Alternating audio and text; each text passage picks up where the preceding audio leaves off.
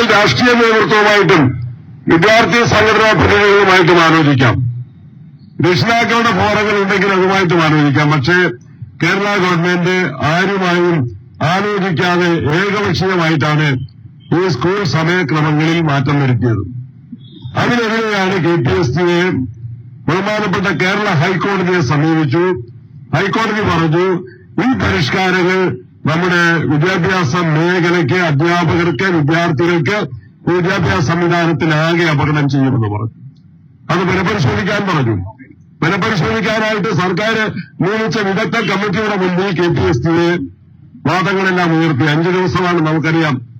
നമ്മളെല്ലാം സ്കൂളുകളിലും കോളേജുകളിലും ഒക്കെ പഠിച്ചവരാണ്. 5 ദിവസമാണ് അധ്യയന ദിവസങ്ങൾ. അതിനപ്പുറത്ത് കുട്ടികൾക്ക് മറ്റ് കായിക പരിപാടികളുണ്ട്, കലാപരിപാടികളുണ്ട്, നാട്ടിലെ പരിപാടികളുണ്ട്. വീടുകളുമായി ബന്ധപ്പെട്ട സാമൂഹ്യ ജീവി എന്ന നിലയിൽ നമ്മുടെ മക്കളെ ആ നിലയിൽ നന്മയിൽ വളർത്തേണ്ടതായിട്ടുണ്ട്. 5 ദിവസമാണ് ഒരു ആഴ്ചയിൽ അധ്യയന ദിവസങ്ങളായിട്ട് വേണ്ടത്. KPSTയെ നന്നായിട്ട് തന്നെ ആ കാര്യങ്ങൾ സമർത്ഥിച്ചു, ഗവൺമെന്റ് അത് അംഗീകരിച്ചു. അപ്പോഴാണ് നമ്മളിവിടെ കേട്ടതുപോലെ പരിഷ്കാരത്തിന് വേണ്ടി ഒരു പരിഷ്കാരം. ഒരേ സ്കൂളിൽ തന്നെ 1ാം ക്ലാസ് മുതൽ ഹയർ സെക്കൻഡറി വരെയുള്ള ഒരേ സ്കൂളിൽ തന്നെ ഒരു ചെറിയ വിഭാഗം ക്ലാസുകൾക്ക് മാത്രം 9:45, 4:15 വരെ ഒരു പരിഷ്കാരം. ഈ പരിഷ്കാരം സത്യത്തിൽ എന്തിനു വേണ്ടിയാണ്? പരിഷ്കാരത്തിന് വേണ്ടിയുള്ള ഒരു പരിഷ്കാരം, നന്മയ്ക്ക് വേണ്ടിയല്ല, എന്തെങ്കിലും നേട്ടത്തിന് വേണ്ടിയല്ല. അവിടെയാണ് ഇവിടെ അധ്യക്ഷൻ ചൂണ്ടിക്കാട്ടിയത്. ഞാൻ ആലോചിച്ചൊരു വിഷയമാണ്. ഇവിടെ പറഞ്ഞ ഒരു കാര്യം, ഒരേ വീട്ടിൽ നിന്ന് ഹൈസ്കൂളിൽ പഠിക്കുന്ന കുട്ടിയുമുണ്ട്, UP സ്കൂളിൽ പഠിക്കുന്ന കുട്ടിയുമുണ്ട്. ഒരു വാഹനത്തിൽ രക്ഷിതാവ് കൊണ്ടുവിടുന്ന ഒരു വ്യക്തിയാണെങ്കിൽ, ഒരു സമയം ക്രമീകരിച്ച് ജോലിക്ക് പോകുന്ന അച്ഛനും അമ്മയുമാണെങ്കിൽ അവർക്ക് എങ്ങനെ ആ സമയം ക്രമീകരിക്കാൻ സാധിക്കും? ബെല്ലടിച്ച് കുട്ടികളെ ക്ലാസ്സിൽ കയറ്റുക. ആദ്യത്തെ ബെല്ലിന് കുറെ കുട്ടികൾ കയറണം. അപ്പൊ രണ്ടാമത്തെ ബെല്ലിന്റെ കുട്ടികൾ കാത്തിരിക്കണം. കുട്ടികൾക്ക് ഇത് മനസ്സിലാക്കാൻ സാധിക്കുമോ? അതുപോലെ തന്നെ ക്ലാസ് ആരംഭിക്കുന്നു, അവസാനിക്കുന്നു.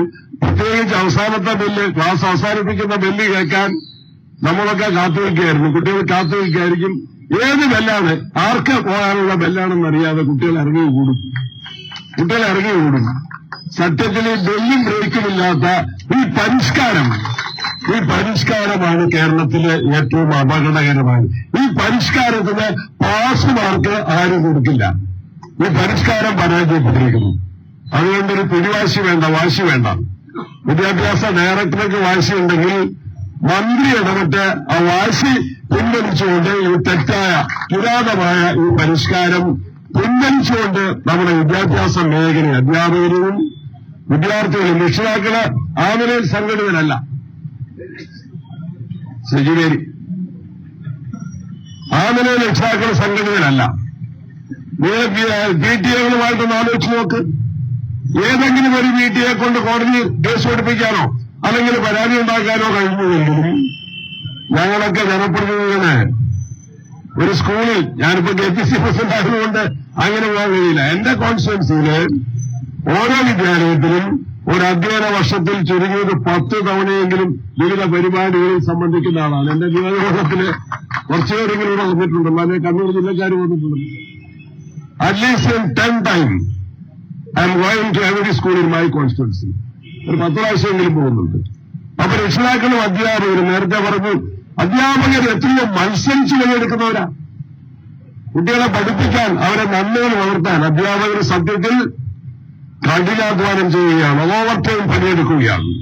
കുട്ടികളുടെ നന്മയ്ക്ക് വേണ്ടി, വ്യക്തിത്വ വികസനത്തിന് വേണ്ടി, സ്വഭാവ രൂപവൽക്കരണത്തിന് വേണ്ടി. ഓരോ ക്ലാസ്സിലും മത്സരമാണ്, ഓരോ സ്കൂളിലും മത്സരമാണ്, സ്കൂളുകൾ തമ്മിൽ മത്സരമാണ്, മാനേജ്മെന്റുകൾ തമ്മിൽ മത്സരമാണ്. മെച്ചപ്പെട്ട റിസൾട്ട് ഉണ്ടാകുന്നത് എന്തുകൊണ്ടാണ്? കഠിനാധ്വാനം കൊണ്ടാണ്. കേരളത്തിലെ വിദ്യാഭ്യാസ മേഖലയിൽ മെച്ചപ്പെട്ട റിസൾട്ട് ഉണ്ടാക്കുന്നതെങ്കിൽ അധ്യാപകരുടെ കഠിനാധ്വാനം കൊണ്ടാണ്. അവരുടെ ആ സേവനത്തെ ബഹുമാനിക്കുകയും അതിനെ അംഗീകരിക്കുകയും ചെയ്യേണ്ടതിന് പകരം അതിനെ അവഹേളിക്കുന്ന ഒരു നടപടിയും കേരളത്തിൽ അനുവദിക്കില്ല, പ്രതിപക്ഷം അനുവദിക്കില്ല എന്ന് ചൂണ്ടിക്കാണിക്കാൻ ഞാൻ ആഗ്രഹിക്കുകയാണ്. അതുകൊണ്ട് പരിഷ്കാരം അവസാനിപ്പിക്കണം. രാഷ്ട്രീയ നേതൃത്വത്തിന്റെ ഇടപെടലിനായിട്ട് കാത്തിരിക്കേണ്ട ആവശ്യമില്ല. ഈ തെറ്റായ പരിഷ്കാരം അവസാനിപ്പിക്കണം. അതുപോലെ നേരത്തെ പറഞ്ഞു, ഈ തലയെണ്ണി ഡിവിഷൻ നിശ്ചയിക്കുന്ന ആ ഒരു സമ്പ്രദായം മാറ്റി അതിന് പകരമായിട്ടാണ് ആധാർ കാർഡിന് ബേസ് ചെയ്തുകൊണ്ട് ആധാർ ലിങ്കിങ് എന്ന നിലയിൽ കൊണ്ടുവന്നു. അങ്ങനെ വരുമ്പോൾ എന്താണ്, ആധാറിന് അപേക്ഷിച്ച ആളുകൾ 2 മാസമായിട്ടും അതിന്റെ ID കിട്ടാതെ കാത്തിരിക്കുന്ന ആളുകളുണ്ട്.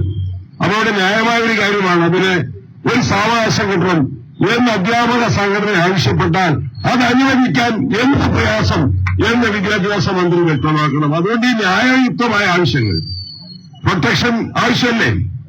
ഈ വർഷം വിദ്യാഭ്യാസ മന്ത്രി തന്നെ പരസ്യമായിട്ട് പറഞ്ഞിരിക്കുന്നു 16,000-ഓളം കുട്ടികളെ സ്കൂളിൽ പ്രവേശനത്തിന് ഈ വർഷം കുറവാണ് എന്ന് പറയുമ്പോൾ എത്ര അധ്യാപകരെ തസ്തിക നഷ്ടപ്പെടും? അവരെ പ്രൊട്ടക്ട് ചെയ്യാൻ, അവരെ സംരക്ഷിക്കാൻ സർക്കാരിന് ഉത്തരവാദിത്വമുണ്ട്. ആ ഉത്തരവാദിത്വവും സർക്കാരിന് ഒഴിഞ്ഞു മാറാൻ കഴിയില്ല. ഇങ്ങനെയുള്ള നിർണായകമായ വിഷയങ്ങൾ തന്നെയാണ് വിദ്യാഭ്യാസ മേഖലയെ അതീവ ഗൗരവകരമായി ബാധിക്കുന്ന വിഷയങ്ങളാണ് KPSTയെ ഈ സമരമുഖത്ത് ഉയർത്തിയിരിക്കുന്നത്.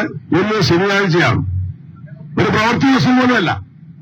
കുട്ടികളുടെ ക്ലാസ് നഷ്ടപ്പെടരുത്, ഒരു അധ്യയന ദിവസത്തെ ബാധിക്കരുത് എന്ന വലിയ മനോഭാവത്തോടുകൂടി തന്നെയാണ് ഈ സംഘടന ഇന്നേ ദിവസം ഈ ഡയറക്ടർ ഓഫീസിന് മുമ്പിൽ ഈ സമരം നടത്താൻ തയ്യാറായത്.